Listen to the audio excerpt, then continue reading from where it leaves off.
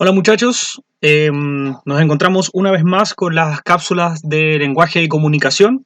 Hoy día nos movemos ya en la cápsula número 4, relacionada con la segunda semana de cuarentena.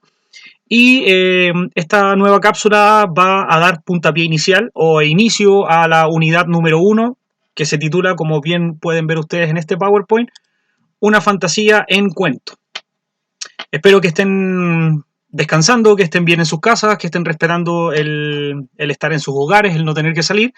Y nosotros seguimos acá enviándoles estos pequeños videos para entregarles las actividades que deben desarrollar desde sus hogares.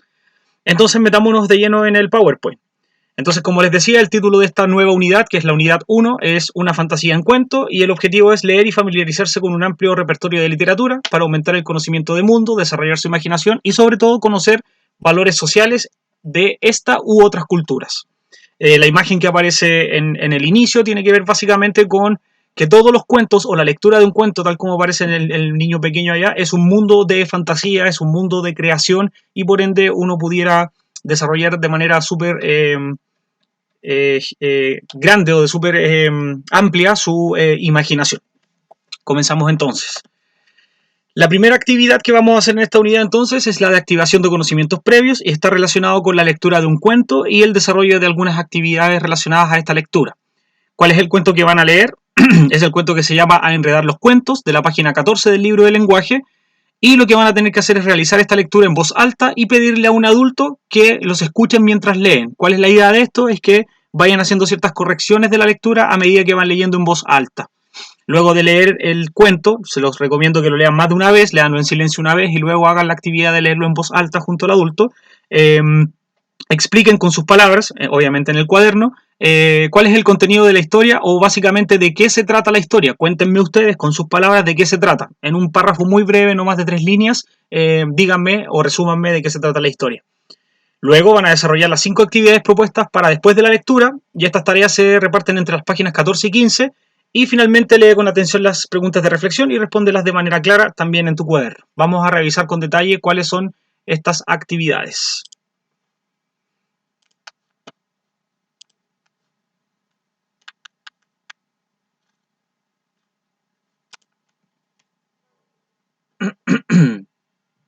Recuerdo que vamos a trabajar con el libro de sexto de lenguaje a partir de la unidad número 1.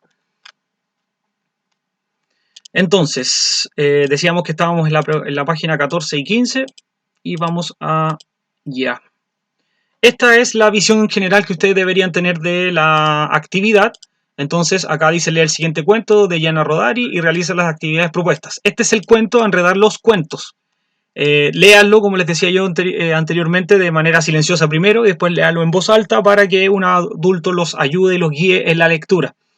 Posterior a eso, van a responder en la pregunta o en la página 14 las preguntas 1 y 2 que dicen más o menos así.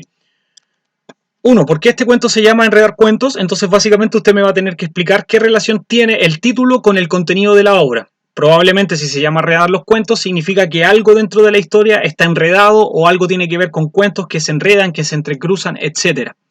Pregunta 2. ¿Quiénes son los personajes de la historia y qué relaciones existen entre ellos? Entonces acá usted me va a tener que nombrar todos los personajes que aparecen dentro de este cuento y decirme qué son entre ellos, si son padre, hijo, hermanos, abuelos, nietas, sobrinos, tía, etc. Tienen que decirme cuál es la relación familiar que hay entre ellos.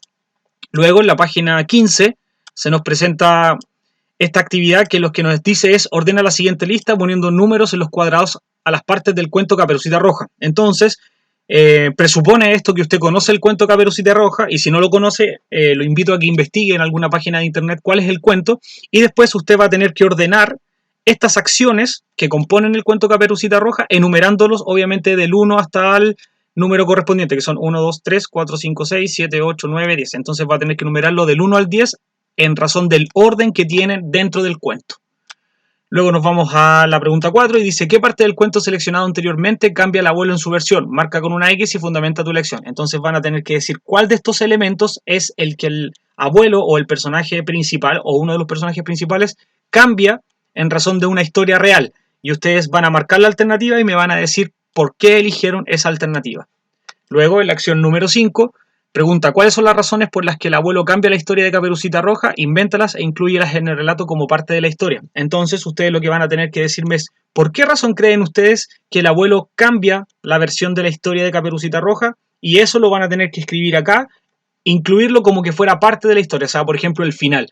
Hagan un final donde ustedes expliquen por qué el abuelo efectivamente cambia las partes de la historia de Caperucita Roja. Y para terminar la actividad, van a responder las 3 preguntas de reflexión que están relacionadas a su desempeño a lo largo de esta actividad. Preguntas que dicen así: ¿qué preguntas te ayudaron a entender el cuento? ¿Por qué? ¿Qué hiciste para responder las preguntas? ¿En qué te fijaste para resolver la pregunta 5? Y eso sería en grandes rasgos la actividad. Como les digo, la actividad completa son estas 2 páginas y ustedes van a tener que ir completando uno a uno los puntos que se les solicitan. Hago hincapié en el concepto de la lectura. Los cuentos, obras literarias, narrativas o cualquier tipo de texto que tengan que leer para responder preguntas, se debería leer más de una vez. Entonces háganlo, léanlo una vez en silencio y posterior a eso léanlo en voz alta a algún adulto para que vaya haciendo algunas correcciones de su forma de leer.